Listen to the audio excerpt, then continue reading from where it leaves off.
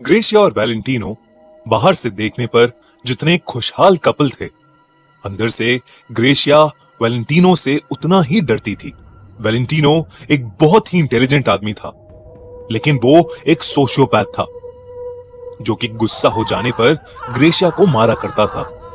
एक दिन ग्रेशिया ने फैसला किया कि वो घर छोड़कर भाग जाएगी। उसने अपने दो दोस्त मार्था और ब्रूस की हेल्प ली और घर से भाग गई। ग्रेशिया कुछ दिनों तक मार्था और ब्रूस के साथ ही रही। एक हफ्ते के बाद उनके पास खबर आई कि वैलेंटिनो ने आत्महत्या कर ली है।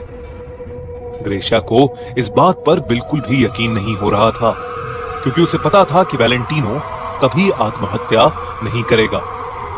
उसने वैलेंटिनो की लाश देखने की मांग की, लेकिन वैलेंटिनो के वकील ने कहा कि उसकी बॉडी को जला दिया गया है। ग्रेशिया ने जब अपनी तसल्ली कर ली तो वो अपने पुराने घर में वापस रहने चली गई।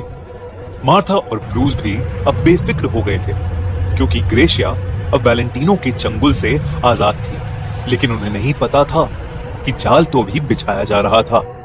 ग्रेशिया जैसे ही घर में घुसी, उसे लगा कि जैसे उसके सामने कोई दौड़कर एक कमरे से दूसरे कोने में गया, लेकिन उसे कोई दिखाई नहीं दिया। उसने सोचा कि कोई बिल्ली होगी और वो अपने कमरे में चली गई।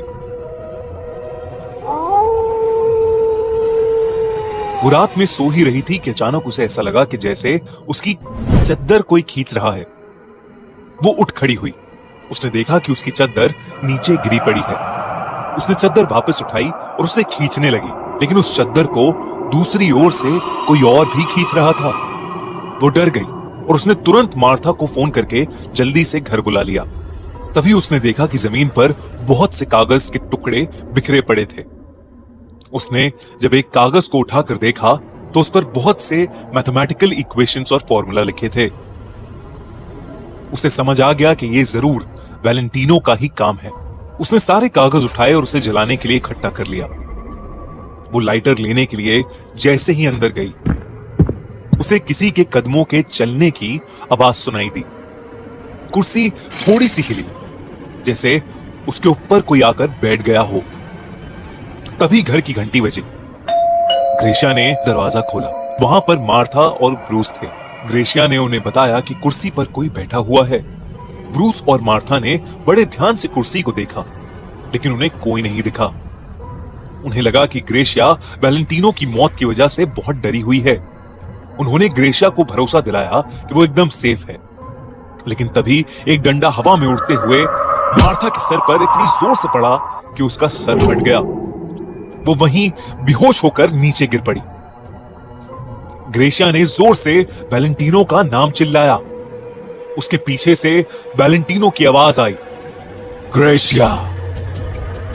जब ब्रूस ने पीछे मुड़कर देखा तो उसे एक कंकाल दिखाई दिया जो कि एक डंडा लिए उसे मारने उसके पास आ रहा था। ग्रेशिया चिल्लाई, ये नहीं हो सकता, और उसने तेजी से हाथ में एक चाकू लिया और उस कंकाल पर हमला करना शुरू कर दिया। हैरानी की बात थी कि उस कंकाल में से खून निकलने लगा। धीरे धीरे उस कंकाल के ऊपर मसल्स आने लगे। वैलेंटिनो धीरे धीरे दिखाई देने लगा। अब वो पूरी तरह से लाल रंग का हो गया था। उसके ऊपर की चमड़ी अब भी दिखाई नहीं दे रही थी, लेकिन बस उसका भयानक रूप दिखाई दे रहा था। ब्रूस ने टेबल पर रखा लाइटर लिया और उसने वैलेंटिनो की तरफ उछाल दिया। वैलेंटिनो जलने लगा, लेकिन अब भी वो अपनी बची हुई जान से ग्रेशिया को मारने की कोशिश कर रहा था। लेकिन आग इतनी तेज जल रही थी कि वो तड़प तड़प कर मर गया। वो पूरी तरह से जल गया था और उसकी लाश बिल्कुल देखने लायक नहीं बची थी।